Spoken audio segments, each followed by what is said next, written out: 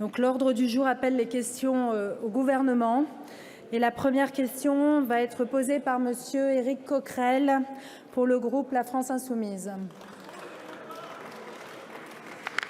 Cette question s'adresse à Madame la Première ministre. À propos du budget dont nous débattons avec sérieux depuis 10 jours, vous avez annoncé dimanche dans un journal télévisé le recours au 49.3. Vous y estimiez aussi qu'une minorité de grévistes ne pouvait imposer ses vues à un accord soi-disant majoritaire. Je m'oppose à ce point de vue sur le conflit en cours, mais pourquoi ne pas vous appliquer cette logique à vous-même, c'est-à-dire un gouvernement minoritaire qui censure des amendements adoptés par une majorité de l'Assemblée pour imposer un budget antisocial via le 49.3. Vous avez consulté lundi les présidents de groupe de la majorité, puis certains de l'opposition, en ignorant d'autres.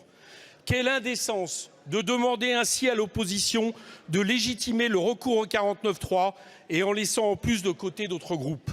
Comment y voir autre chose qu'une triste, mais vaine, tentative de marchandage? Là où cela doit se discuter, c'est à l'Assemblée nationale. C'est sous le regard de nos concitoyens. Ils ne s'y trompent d'ailleurs pas. Un sondage atteste que les 2/3 d'entre eux sont contre cet usage du 49.3. Ils ne veulent pas que la taxe sur les superdividendes ou que le reste à charge en EHPAD, majoritairement adopté par les députés, soit arbitrairement effacé et en plus en catimini. Je vous demande donc solennellement, Madame la Première ministre, de ne pas recourir à cet article autoritaire de la Constitution de la Ve République. C'est la marque d'un régime en crise. C'est pour un gouvernement faire preuve d'autoritarisme et avouer sa faiblesse. Priver ainsi l'Assemblée du droit d'exercer la souveraineté populaire par le vote, c'est déroger à une règle précieuse et fragile, celle au fond de la démocratie. Ma question est donc la suivante. Pouvez-vous nous affirmer que vous allez abandonner ce funeste projet, aller jusqu'au bout du débat, mettre au vote un budget même profondément modifié par les parlementaires? En un mot, allez-vous respecter l'Assemblée nationale sans la brutaliser par un coup de force de minoritaires? Merci beaucoup. La parole est à monsieur Bruno Le Maire, ministre de l'économie, des finances et de la souveraineté industrielle et numérique. Merci Madame la Présidente, Mesdames et Messieurs les députés, Monsieur le Président Coquerel. Nous avons depuis une semaine un débat de qualité sur le texte le plus important que nous ayons à voter, celui qui engage les finances publiques de la France pour 2023. Je tiens à vous en remercier personnellement, Monsieur le Président Coquerel, car comme président de la Commission des finances, vous avez participé à la sérénité de ces débats.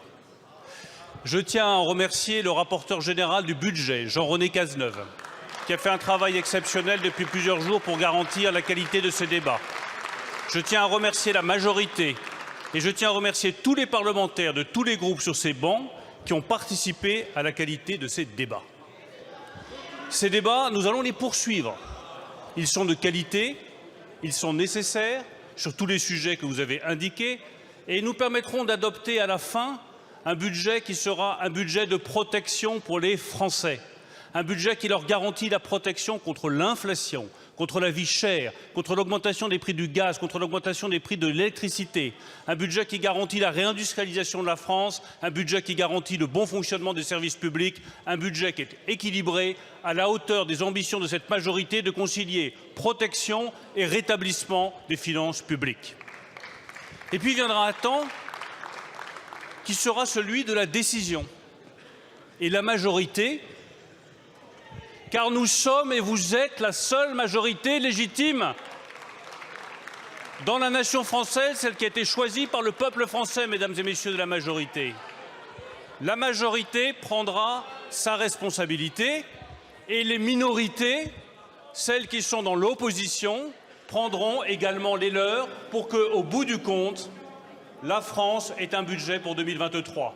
Mais dans le fond, ce que vous contestez, Monsieur Coquerel, c'est que nous ne sommes pas encore dans la 6e République, nous sommes dans la 5e République, et dans la 5e République, l'exécutif et le gouvernement prennent les décisions. Merci, Monsieur le Ministre.